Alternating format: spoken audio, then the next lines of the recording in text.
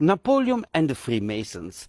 And when Napoleon go to Egypt in 1798, he go with 400 boats to Egypt, more than 40,000 soldiers. And between all this group, there are 200 Freemasons architects that go with him, 160 scientific people, engineers and artists, savants, like we say in French. And between all this group, there was, of course, regular Freemasons that was going with him. And in history, we know also that one of the Freemasons have given to Napoleon the idea to do the invasion of Egypt. And it is the diplomat and Freemason Talleyrand that proposed to Napoleon to do the invasion from Egypt. In that time, they make different excuses why they will do the invasion of Egypt. And in 1799, and when Napoleon have taken Egypt, they decided to open the first Freemason lodge in Egypt. And it is the Freemason General Jean-Baptiste Klepper that decided to open the first Freemason lodge in Egypt. And it is Jean-Baptiste that became the first Grand Master, worshipful master from the lodge in Egypt. Jean-Baptiste was a regular Freemason from the Grand Lodge of France. And why they choose the name Isis for the first lodge in Egypt? Because Isis is a reference to the wisdom of the goddess, the symbol of Mother Earth. She represents the magic, she represents the resurrection, and she represents the secret knowledge. And that was the 5 factors why they named the Isis Lodge. Now, you need to know in 1800 for the Freemasons, Isis was a symbol from ancient secret wisdom. And from there, the first lodge in Egypt was Isis. Now, in documentation, that the first lodge was created in Cairo. There is no proof that the first lodge from Isis was do their activities near the Sphinx, near the pyramids, or in other temples. There we have no information of it. But you can imagine you, if you have 200 Freemasons there are in Egypt in that time, you can be for sure that they have do rituals on ancient places in Egypt. Who was a member of this first Freemason lodge? French officers, of course, military doctors, engineers, scientific people, governors of politicians that was coming with Napoleon to Egypt. Also a little elite group from Egypt that was notable, like we say. There was even member of the first Freemason lodge in Egypt. In some secret documents they tell even that the Egyptian priest of Sufi masters was even member of this first lodge. But historic people don't know where was Napoleon initiated in the Freemasons. Some groups say that he was done already in Marseille. Other groups say that he was initiated for the first time in Egypt. Others say that he was for the first time initiated in Malta. And other persons say that he, of course, that he was never Freemasons. I've already made a movie about Napoleon and about the Memphis-Misraïm and the lodges. Of course, you cannot imagine you that you go with the emperor to Egypt, that you go to create the first lodge in Egypt, that the emperor is not the grand master of the lodge. So you cannot imagine you otherwise that Napoleon was the president of this lodge. It is nearly for sure that Napoleon was not initiated in Egypt for the first time. Why? Because his wife, Joséphine, was already member of the Women's Freemason Lodge in Strasbourg, in Germany. And I go back with you a little bit in history. So Joséphine, the wife of Napoleon, was Freemason, and she was member of the Women's Freemason Lodge in Strasbourg. And on the moment that she was initiated, Napoleon was the commander of the Rhine army in that time. And it is in Strasbourg that she was already initiated Freemason Woman Lodge. 1804, when Napoleon became the Kaiser of France, it is on that moment that Joséphine was elected as Grand Master, and a symbol from the patrons, she was the Grand Master of the women's lodges in France. You cannot imagine you that Napoleon, his wife, is the Grand Master of the women's lodges in France, and Napoleon was nothing. He was only the emperor? I don't think so. Napoleon was also with the Freemasons. Joséphine was with a woman's Freemason, and Napoleon was a regular Freemason. And it is the woman's lodge in Paris, Isis. There was also a lodge, the woman's lodge Isis in Paris. And on the moment that Napoleon go to Egypt, all the army from Napoleon, included Napoleon, was Freemason. Napoleon was doing the invasion to Egypt. He had 400 boats, but the principal boat of the headquarters from all these 400 ships was L'Orient. The Lorient, it means the East. This boat, L'Orient, have already the name, what is a reference to the Freemasons. There are two principal boats what Napoleon take when he go to Egypt. L'Orient, what he take to go to Egypt, et la Murion, that is the boat what have bring him back to France. These two boats was from Freemasons. Jean-Baptiste Murion was a Freemason. He was a French colonel, adjutant from Napoleon. But he passed away already in 1796, and it is in the war from Brugge-Arcole that Jean-Baptiste on a moment saved the life of Napoleon. There is on a moment an artillery what's happening, and he was jumping on Napoleon to protect him from the artillery what's coming. Jean-Baptiste died because he was saving the life of Napoleon. And for this, Napoleon was so touched by this Freemason, or by his brother, that he have given the name of his frigates, he have given the name for Murat on one of his frigates boats when they go to Egypt.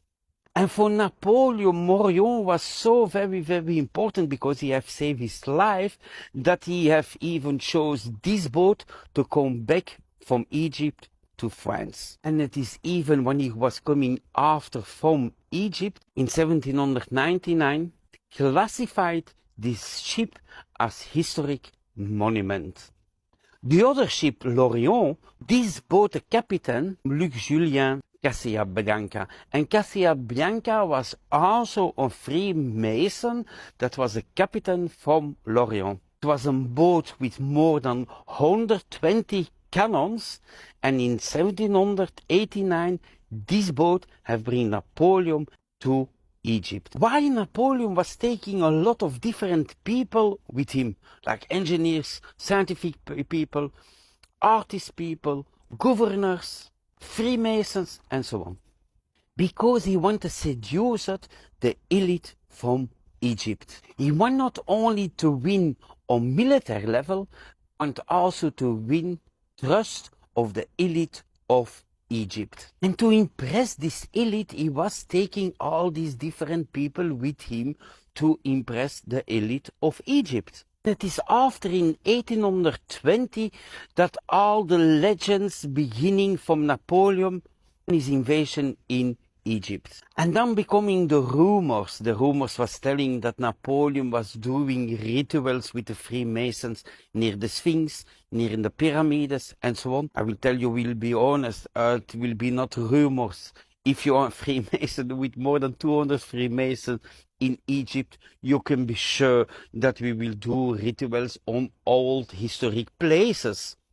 Yes, of course they have do rituals on these places. They say also that the French Freemasons was meeting old Egyptian priests. Yes, of course they have meet old Egyptian priests with knowledge from Egypt and so on, but because it is for this that all this influence from Egypt come in the Freemasonry and so on and so on. They tell also that they have discovered old manuscripts, old papyrus with different old rituals from Egypt, that there was used these rituals in their rituals from the Freemasons, and so on. It's coming to say also that the Freemasonry origin was in Egypt. Of course, today the Freemasons have a lot of discussions from yes and no, it's coming from Egypt. You have, let me say it like this, you have a group that believe that the old Freemasonry come also from Egypt, not only from King Solomon, but much farther from Egypt, and you have a part of Freemasons that don't believe that it's coming from Egypt, that was staying with King Solomon. If you think a little bit logic, of course in the Freemasonry we have the dollar billion, where is the symbol of the pyramids, the all-seeing eye, and so on and so on. Of course it is all reference to these old Egypt traditions, because he was the first Freemason that have put everything in movement to this knowledge, to this wisdom, let me say like this. Large Isis in Cairo in that time was more like a point between the old ancient pharaohs and the Freemasonry, where they have bring this link together. And it is much later that Memphis-Misraïm, the more modern Freemason lodge from Napoleon, from the time from the lodge from Isis, have found again her life around 1800 in Paris.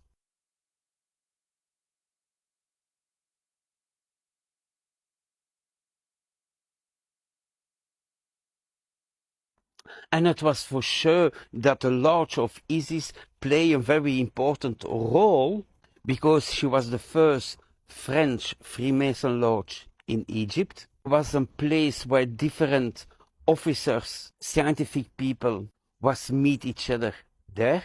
It was a symbol from France to try to connect the old wisdom from Egypt with the traditions from Europe. It is Isis, this lodge, that is also the inspiration to other generation of to other Freemason lodges, what is created after, like Memphis-Misraïm.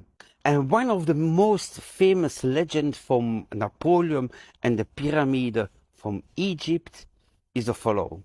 On 15 July 1798, Napoleon is on the pyramids from Gizeh.